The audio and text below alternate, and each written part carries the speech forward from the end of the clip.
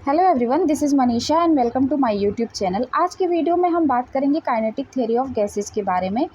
जैसा कि मैंने लास्ट लेक्चर में आप लोगों से डिस्कस किया था इसके एजम्पशन के बारे में, और जो गैस लॉ है, चार्ल्स लॉ, बॉयल लॉ, इसको किस तरह से फॉलो करते हैं और क्या क्या कंडीशंस और क्या टर्म्स निकल के आए थे, वो सब कुछ मैंने लास्ट लेक्चर में डिस्कस किया है।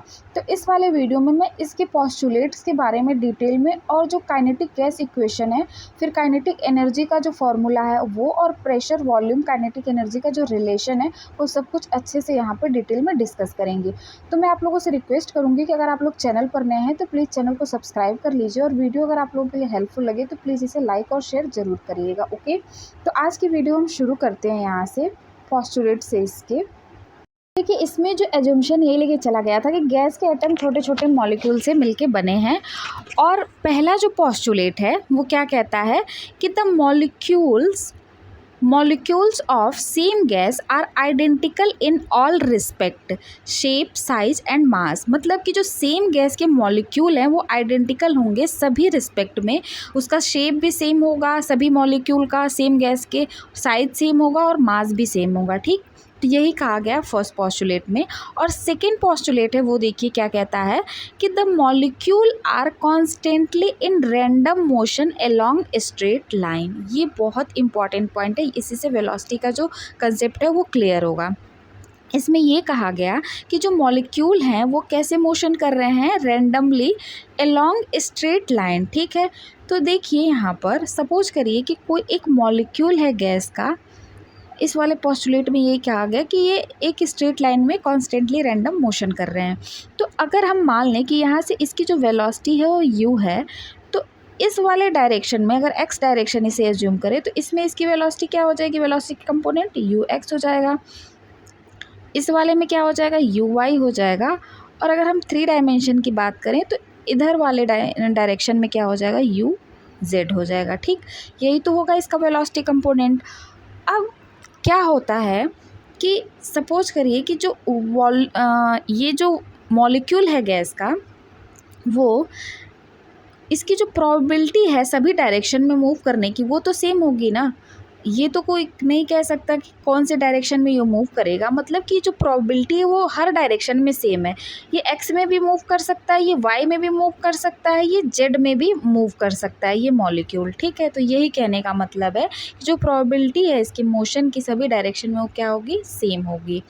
तो अगर हम पूरे इसकी वेलोसिटी की बात करें, नेट वेलोसिटी निकालेंगे तो क्या होता है कंपोनेंट में इसका, U X I cap plus U Y J cap plus U Z के कैप, यही तो होगा। अब देखिए यहाँ पर अगर हम इसका मॉड ले लें, ये एक वेक्टर क्वांटिटी है और इसको हमने u से इसलिए डिनोट किया है वेलोसिटी को, क्योंकि v से डिनोट करेंगे तो वॉल्यूम वाला जो टर्म होगा वो भी v से डिनोट होगा, इसलिए यहाँ पे मैंने वेलोसिटी को u से डिनोट किया है। ठीक, तो अब देखिए यहाँ पर अगर हम इसका मॉडुलस ले लें तो क्या होता है, जब हम मॉड किसी भी वेक्टर क्वांटिटी का कैलकुलेट करते हैं तो ये हो जाएगा अंडर रूट यू एक्स का स्क्वायर। ठीक, यू एक्स का स्क्वायर प्लस यू वाई का स्क्वायर प्लस यू जेड का स्क्वायर, यही तो होगा इसका मॉडुलस। अब अभी हमने क्या कहा कि जो प्रोबेबिलिटी है सभी डायरेक्शन में इसके मोशन की वो सेम है, मतलब कि U X equals to U Y equals to U Z. ठीक, ये क्या है, सभी डायरेक्शन में ये सब इक्वल हैं। तो यहाँ से अगर हम मॉड ऑफ u को देखें तो ये क्या हो जाएगा, मॉड ऑफ u को अगर देखें तो ये 3u x हो जाएगा। ओके, यहाँ तक तो ये क्लियर है। ये अंडर रूट क्या हो जाएगा, 3ux हो जाएगा। तो अब देखिए जो मॉडुलस है मतलब इसका वेलोसिटी का वो इतना आया। अब जो थर्ड पोस्टुलेट है उसको थोड़ा देख लेते हैं क्या कहता है। देखिए इसमें ये कहा गया है कि all the collision of gas molecule among themselves and with wall of container is inelastic in nature। मतलब ये कहा गया है कि जो गैस के मॉलिक्यूल हैं आपस में जब कोलाइड करेंगे वो, और जब गैस के मॉलिक्यूल जब कंटेनर से जब कोलाइड करते हैं तो वो सभी कैसे होंगे नेचर में, इलास्टिक होंगे। इलास्टिक का मतलब कि इनका जो मोमेंटम और काइनेटिक एनर्जी है, काइनेटिक एनर्जी और मोमेंटम जो है उसमें कोई लॉस नहीं होगा। यही तो होता है इलास्टिक नेचर का मतलब, कि जो इनिशियल मोमेंटम होगा वो फाइनल मोमेंटम होगा, मतलब मोमेंटम कंजर्व रहेगा, काइनेटिक एनर्जी कंजर्व रह रही है। तो वही यहाँ पे कहा गया कि all the collision of gas molecule जब आपस में कोलाइड करते हैं या फिर जो उनके सभी मॉलिक्यूल वॉल ऑफ कंटेनर से जब कोलाइड करते हैं तो कैसा होता है कोलिजन, इलास्टिक होगा नेचर में। ठीक, अब देखिए जो फोर्थ पॉइंट है वो ये कह रहा है कि the pressure of gas is due to collision of molecule, due to collision of molecules with wall of container. इसका मतलब क्या, ये भी काफ़ी इंपॉर्टेंट पॉइंट है। देखिए कि इसके कहने का मतलब है कि जो प्रेशर है गैस का, वो किसके कारण हो रहा है, collision of molecule with wall of container. तो सपोज करिए कि कोई मॉलिक्यूल है, वो एक मोमेंटम एम वी से गया और टकराया यहाँ पे वॉल पे, फिर ये वापस आया सेम मोमेंटम से और बस इसका डायरेक्शन चेंज हुआ। ठीक, तो जब ये एम वी मोमेंटम से इस पर टकरा रहा है और फिर माइनस एम वी से ये इस डायरेक्शन में फिर मूव करने लग रहा है, तो मतलब हुआ कि इस वॉल पे क्या हो रहा है, कुछ फोर्स एग्जर्ट हो रहा होगा, तभी तो ये फिर से उसी मोमेंटम से ये वापस चला जा रहा है। ठीक, तो जो प्रेशर होता है वो क्या होता है, फोर्स पर यूनिट एरिया। तो जितना भी ये फोर्स एग्जर्ट करेगा इस पर्टिकुलर एरिया पे, तो वही क्या होगा, रिस्पॉन्सिबल किसके लिए होगा, प्रेशर के लिए रिस्पॉन्सिबल होगा। ठीक है, तो जितने नंबर ऑफ मॉलिक्यूल इस पे कोलाइड करेंगे वो क्या हो जाएगा, बेसिकली प्रेशर के कोलिजन, जितने भी नंबर ऑफ मॉलिक्यूल इस पे कोलाइड करके उतना ही ज़्यादा प्रेशर होगा।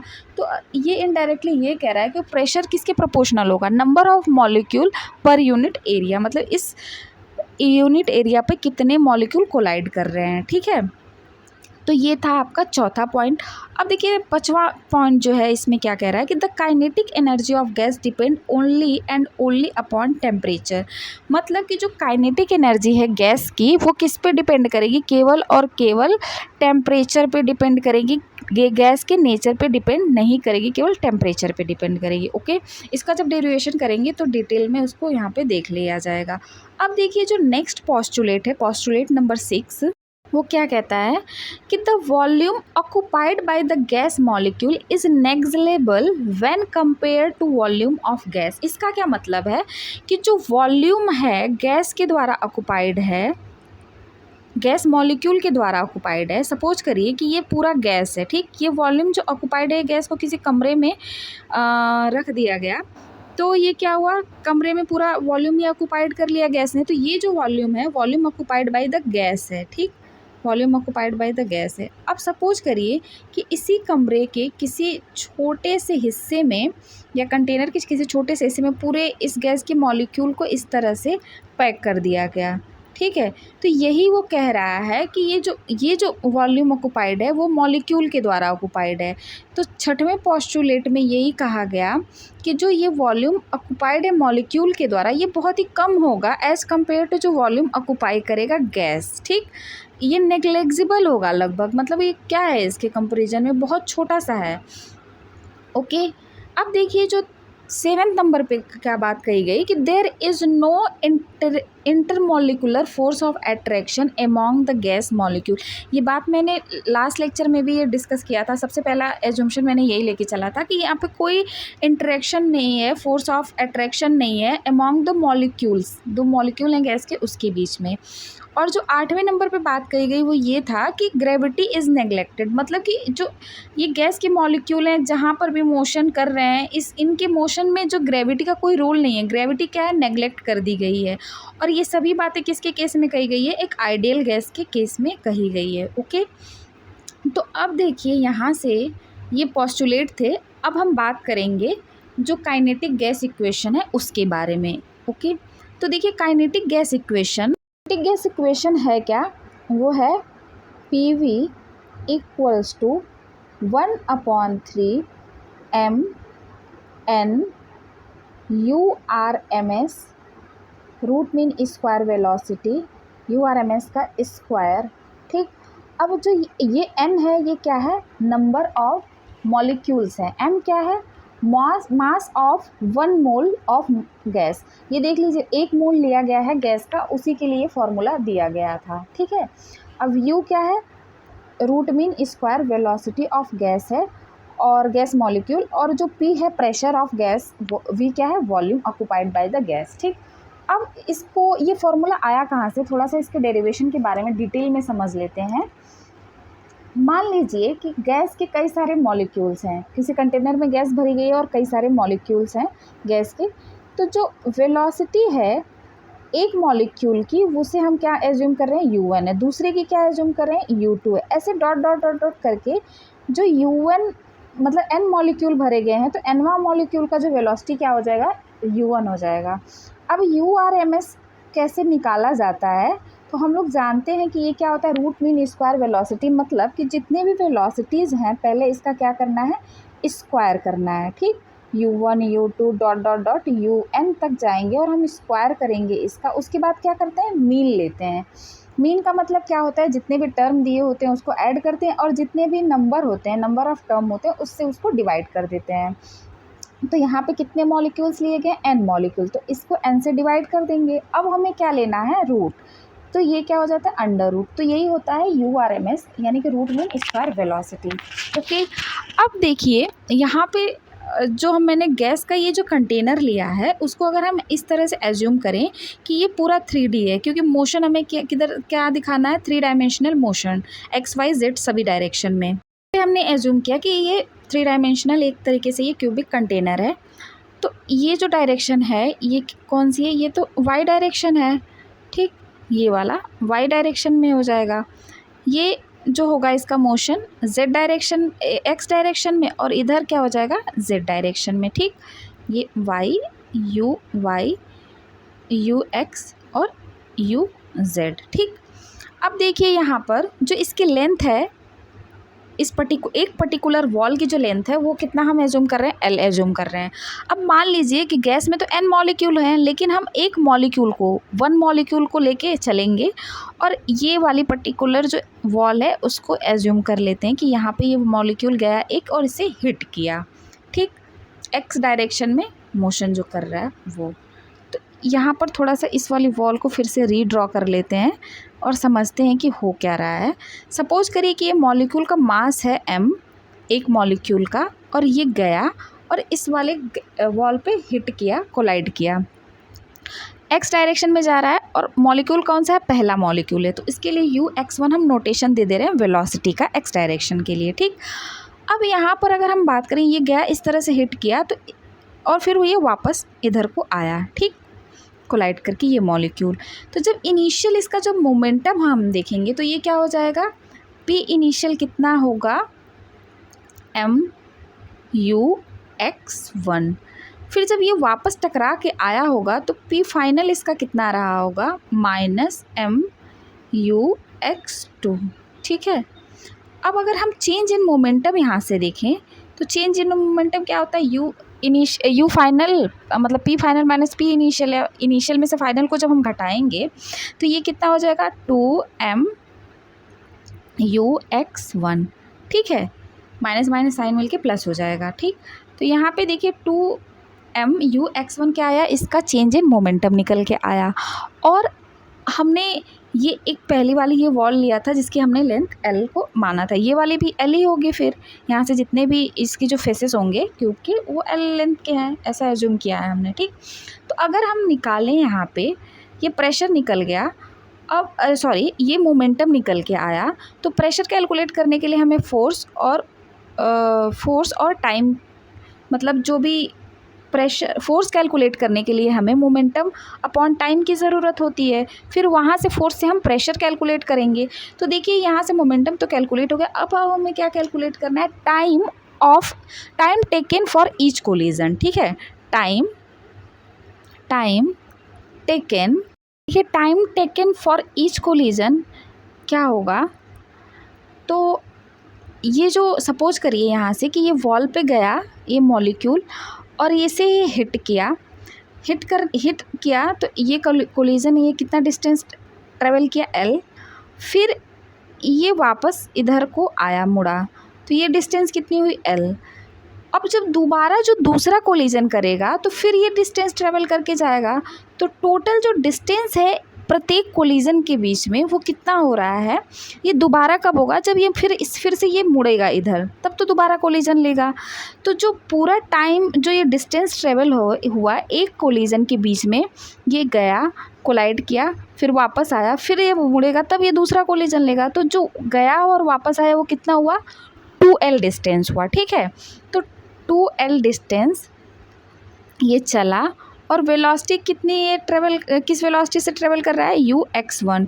तो यही तो होगा टाइम टेकन। टाइम क्या होता है, डिस्टेंस अपॉन वेलोसिटी। तो ये हो गया पहले एक कोलिजन के लिए जो टाइम ट्रेवल हुआ वो।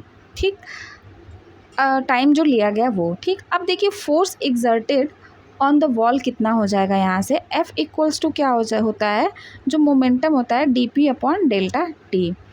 तो यहाँ से मैं इसे नेक्स्ट स्लाइड पे कर दे रही हूँ। यहाँ से देखिए जो मोमेंटम निकल के आया था वो कितना था, 2m/u(x1) अपॉन टाइम कितना निकल के आया, 2L अपॉन u(x1). ठीक, तो यहाँ से देखिए 2 कैंसिल आउट हो जाएगा। तो जो ये फोर्स कैलकुलेट होके आएगा mu(x1) का स्क्वायर, mu(x1) का स्क्वायर, यहाँ से जो फोर्स होगा ये F इक्वल्स टू mu(x1) का स्क्वायर अपॉन 2L। ठीक, ये आया force exerted by one molecule on the wall of container. ठीक, अब देखिए ये जो डायरेक्शन हमने क्या एज्यूम किया था, x डायरेक्शन में किया था। अब अगर हम ऑल ओवर डायरेक्शन की बात करें एक मॉलिक्यूल का, तो उसके लिए जो वेलोसिटी है ये ux1 क्या होगा, थोड़ा सा इसमें चेंज होगा। तो अभी मैंने जो सेकंड पोस्टुलेट था उसमें ux को डिस्कस किया था, क्या, ux i cap plus u y j cap plus u z k cap, यही तो होगा सभी डायरेक्शन में अगर वेलोसिटी का हम कंपोनेंट लेके चलेंगे तो। अब इसे u स्क्वायर अगर हम करेंगे एक मॉलिक्यूल के लिए, तो ये क्या आया था, √3ux। तो इसका ux स्क्वायर, तो यहाँ पे जब ux स्क्वायर कर देंगे तो ये इतना आ जाएगा। रूट अंडर हटाएंगे, जब मॉडुलस इसका मतलब हटाएंगे तो रूट अंडर हट जाएगा। तो यहाँ से अब देखिए, यहाँ से ux1 अगर हम कैलकुलेट करेंगे तो ये क्या आ जाएगा, ux1 जब कैलकुलेट करेंगे तो ये आएगा ux1 इक्वल्स टू u1 का स्क्वायर अपॉन 3। सॉरी, ये ux1 स्क्वायर यहाँ से निकालेंगे तो अब इस वैल्यू को इस f में क्या करेंगे, पुट करना है। ठीक, तो देखिए जब f में इसको हम पुट कर देंगे तो ये क्या हो जाएगा, m अपॉन, इस वाले फॉर्मूले में मैंने यहाँ पे मिस्टेक किया है कि यहाँ पे 2 लिखा है, 2 तो कैंसिल आउट हो गया था, 2 यहाँ पे नहीं आएगा। ठीक है, तो अब देखिए यहाँ पे जो ये फोर्स वाला फार्मूला है ये क्या आ जाएगा, यहाँ से mu(1) का स्क्वायर अपॉन 3L। ठीक, ये निकल के आएगा force exerted by one molecule in all direction of wall of container. ठीक है, सभी डायरेक्शन में XYZ सभी डायरेक्शन में एक मॉलिक्यूल के द्वारा फोर्स जो एग्जर्ट होगा वो आएगा। अब जब गैस का जो कंटेनर है उसमें कितने मॉलिक्यूल हम एज्यूम करके चले थे, n मॉलिक्यूल, तो ये तो एक मॉलिक्यूल के द्वारा आएगा। अब हमें क्या निकालना है, force exerted by n molecule, किसके लिए, n मॉलिक्यूल के लिए on the wall of container. तो ये क्या हो जाएगा, 1/3 mL u1 का स्क्वायर प्लस 1/3 m/L u2 का square plus dot dot dot, हमें कितने के लिए लेना है, n मॉलिक्यूल के लिए, 1/3 mL/un का स्क्वायर। ठीक है, अब देखिए जब F नेट हम निकाल रहे हैं तो ये क्या है, पूरा F नेट फोर्स है। ठीक है, 1/3 m/L को हम बाहर कर लेंगे और u1 का स्क्वायर प्लस u2 का square plus dot dot dot un का स्क्वायर, यही तो आएगा। अब हम इसे क्या करें, नंबर ऑफ़ मॉलिक्यूल से मल्टीप्लाइड और नंबर ऑफ़ मॉलिक्यूल से डिवाइड कर देंगे तो कोई ज़्यादा इफेक्ट तो आएगा नहीं, क्योंकि n मल्टीप्लाई भी कर रहे हैं n डिवाइड भी कर रहे हैं। तो अब देखिए यहाँ से जो ये वाला टर्म है ये किसके बराबर है, यही तो आ रहा है जो URMS, जो अभी हमने लास्ट वो स्लाइड पे मैंने बताया कि URMS कितना है, यही वैल्यू थी उसकी। तो यहाँ पे एफ नेट कितना हो जाएगा 1/3 ml, और ये क्या हो जाएगा n, ये वाला n इधर आ जाएगा और ये क्या हो जाएगा URMS का स्क्वायर। ठीक है, यानी मैं यहाँ पे थोड़ा सा लिख दे रही हूँ, एफ नेट कितना आया, F net equals to 1/3 mn URMS का स्क्वायर अपॉन l।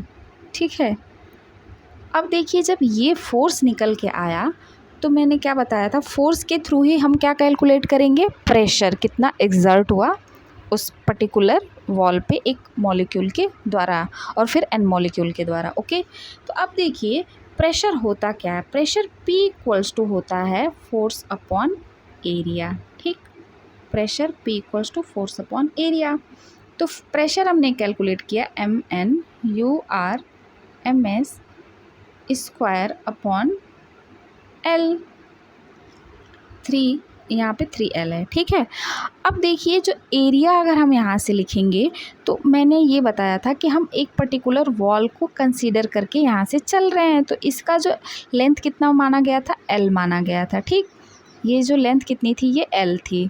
तो अब देखिए ये L है, तो इसका जब एरिया हम ले लेंगे तो ये क्या हो जाएगा L स्क्वायर, मतलब ये लंबाई और ये चौड़ाई दोनों का मल्टीप्लाई कर देंगे तो L स्क्वायर हो जाएगा। तो ये जो प्रेशर है P, अब कितना हो जाएगा, ये L स्क्वायर यहाँ पे चला जाएगा तो ये कितना हो जाएगा, L क्यूब हो जाएगा।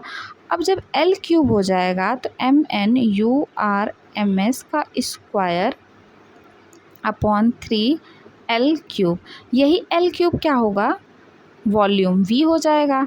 तो MN URMS का स्क्वायर अपॉन 3, अब ये V। ठीक, तो हम क्या फोर्स इक्वेशन, अरे काइनेटिक गैस इक्वेशन क्या माने थे, यही तो था PV equals to 1/3 MN URMS का स्क्वायर। तो देखिए ये आपका आ गया kinetic gas equation, PV equals to 1/3 MN URMS का स्क्वायर। अब अगर हम बात करें काइनेटिक एनर्जी के बारे में, तो देखिए जो काइनेटिक एनर्जी होगी ईच मॉलिक्यूल, मतलब ईच नहीं, वन मॉलिक्यूल के द्वारा, और फिर हम क्या निकालेंगे, n मॉलिक्यूल के लिए निकालेंगे। तो पहले हम वन मॉलिक्यूल को अगर एज्यूम करके चलें, kinetic energy of one molecule वो क्या होगा 1/2 MU1 का स्क्वायर, एक मॉलिक्यूल के लिए लेके हम चल रहे हैं यहाँ पे। तो अब देखिए n मॉलिक्यूल की अगर हम बात करेंगे, n के लिए, फॉर n मॉलिक्यूल के लिए, तो क्या हो जाएगा 1/2 m, ये तो बाहर हो जाएगा। सिमिलरली U1 का स्क्वायर प्लस U2 का square plus dot dot dot UN का होल स्क्वायर, यही तो होगा। अब फिर क्या करना है हमें, नंबर ऑफ़ मॉलिक्यूल से डिवाइड और नंबर ऑफ़ मॉलिक्यूल से मल्टीप्लाई कर देना है। ठीक, तो यहाँ पर देखिए जो काइनेटिक एनर्जी निकल के आई वो क्या हुआ 1/2 m, और ये जो वैल्यू फिर किसके बराबर हो जाएगी, ये पूरी URMS स्क्वायर के बराबर। ठीक, URMS स्क्वायर, और ये जो फिर n है यहाँ पे, ये क्या हो जाएगा मल्टीप्लाई, यानी कि काइनेटिक एनर्जी कितनी आ जाएगी n मॉलिक्यूल के लिए 1/2 MN URMS का स्क्वायर, ये हुआ काइनेटिक एनर्जी आया। अब जो PV था, जो काइनेटिक गैस इक्वेशन, उससे इसको क्या करेंगे, डिवाइड जब करेंगे, तो कहने का मतलब काइनेटिक एनर्जी अपॉन PV, तो ये कितना है 1/2 MN URMS का स्क्वायर, और जो ये PV की वैल्यू कितनी आई थी 1/3 MN URMS का स्क्वायर। तो देखिए ये MN कैंसिल आउट हो जाएगा, URMS स्क्वायर, ये दोनों कैंसिल आउट हो जाएंगे। तो जो kinetic energy upon pressure and volume आता है, वो कितना आ जाएगा यहाँ से 3/2।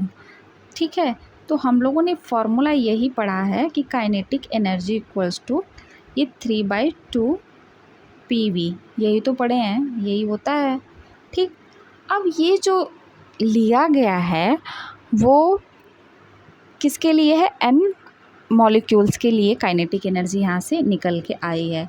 तो जैसा कि हम लोगों ने पढ़ा है, फॉर 1 मोल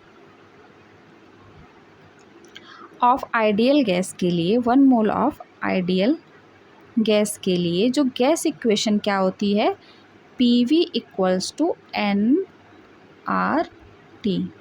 यही तो हम लोग पढ़े हैं। अब 1 मोल के लिए क्या होता है, ये n नहीं रहेगा, n की जगह पे क्या हो जाएगा 1 हो जाएगा। ठीक, तो PV equals to RT, basically कहने का मतलब है गैस इक्वेशन क्या है, 1 मोल आइडियल गैस के लिए PV इक्वल्स टू RT। तो यहाँ पे जब PV की जगह पे हम क्या पुट कर देंगे, RT को, तो ये जो काइनेटिक एनर्जी का जो टर्म है वो किस में चेंज हो जाएगा, काइनेटिक एनर्जी जो आ रही है वो फिर क्या आ जाएगी 3/2 RT। ठीक, ये वाला फॉर्मूला हमें बुक में देखने को मिलता है। लेकिन ये जो PV इक्वल्स टू ये 3/2 RT है, ये गैस इक्वेशन है 1 मोल के लिए। ठीक है, और यहाँ से हम लोग क्या देख रहे हैं, जो मैंने कौन सी पोस्टुलेट में, 1 मिनट में, यहाँ इस वाले पोस्टुलेट में 5th नंबर पे मैंने बताया था, kinetic energy of gas depend only upon temperature. तो देखिए यहाँ से क्या निकल के आया कंक्लूजन, कि ये जो काइनेटिक एनर्जी है ये किस पे डिपेंड करती रही है, गैस के टेम्परेचर पे। गैस कौन सी गैस है, इस गैस के नेचर पे डिपेंड नहीं कर रही है, ये टेम्परेचर पे केवल डिपेंड कर रही है। ठीक है, अब हम यहाँ से एक और चीज़ देखेंगे कि जो kinetic energy of n mole gas के लिए अगर हम कैलकुलेट करें यहाँ पे, तो ये क्या हो जाएगा, अभी तक वो 1 मॉलिक्यूल के लिए था, यहाँ पे देखिए n 3/2 इंटू RT। ठीक, ये हो जाएगा।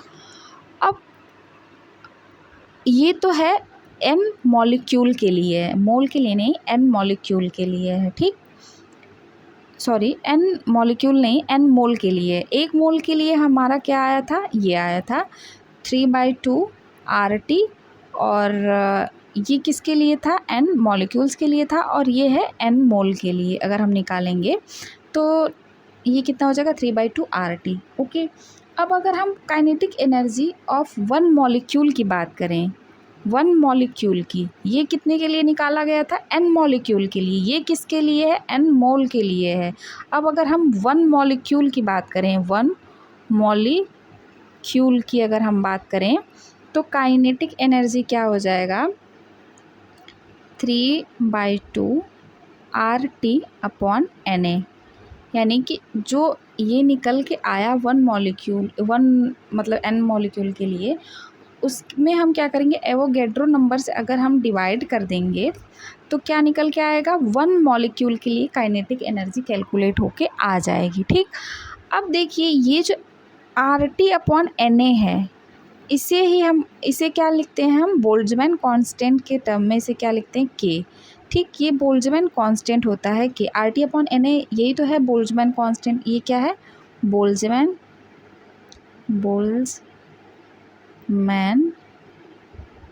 कांस्टेंट। ठीक, और इसकी जो वैल्यू है वो कितनी होती है, K की वैल्यू कितनी होती है, K equals to 1.38 into 10⁻⁻23 joule per kelvin. ठीक है, जूल पर केल्विन, ये होता है K की वैल्यू। तो देखिए यहाँ से जो काइनेटिक एनर्जी हमने क्या कौन कौन सा फार्मूला पढ़ा इसके लिए, एक तो 3/2 RT। ठीक, फिर हमने ये देखा कि जब n मोल्स के लिए हम निकाले आइडियल गैस के लिए, तो काइनेटिक एनर्जी कितना आया था, 3/2 nRT। ठीक, अब फिर 1 मॉलिक्यूल के लिए जब हम काइनेटिक एनर्जी कैलकुलेट किए, तो क्या इसकी वैल्यू आई 3/2 KT। सब में काइनेटिक एनर्जी किस पे डिपेंड करी है, टेम्परेचर पे। यहाँ से तो ये क्लियर हुआ। और बोल्ट्जमैन कांस्टेंट की वैल्यू मैंने बताया। तो आप लोग देखे होंगे इन जनरल ये कभी कभी KT लिखा होता है, कभी कभी NRT भी लिखा होता है। तो क्यों लिखा होता है, यहाँ से तो ये चीज़ें क्लियर हो गई अब। तो एक और चीज़ ध्यान देने वाली है कि ये सभी जो एज्यूम्शन लेके चला गया था, ये किस गैस के लिए माना गया था, मोनो एटॉमिक गैस के लिए। ठीक है, कैसा कौन सा गैस है ये, मोनो एटॉमिक गैस के लिए ये सभी कैलकुलेशन निकल के आया है, जो प्रेशर और ये काइनेटिक एनर्जी इन सब चीज़ का। ठीक, तो आई होप कि आप लोगों को काइनेटिक थ्योरी ऑफ गैसेस की में ये जो फॉर्मूले हैं सभी अच्छे से क्लियर हो गए होंगे, और एक एक जो पोस्टुलेट है उसका रीज़न क्या था, क्यों था, वो सब कुछ क्लियर हो गया होगा। तो वीडियो अगर आप लोगों के लिए हेल्पफुल लगे तो इसे लाइक और शेयर ज़रूर करिएगा। और thank you everyone for watching this video. So thank you. Next lecture में हम इससे फर्दर क्वेश्चंस को और जो भी बचा हुआ इसमें होगा उस चीज़ को, टॉपिक्स को, उसको डिस्कस करेंगे। Okay, so thank you everyone for watching this video.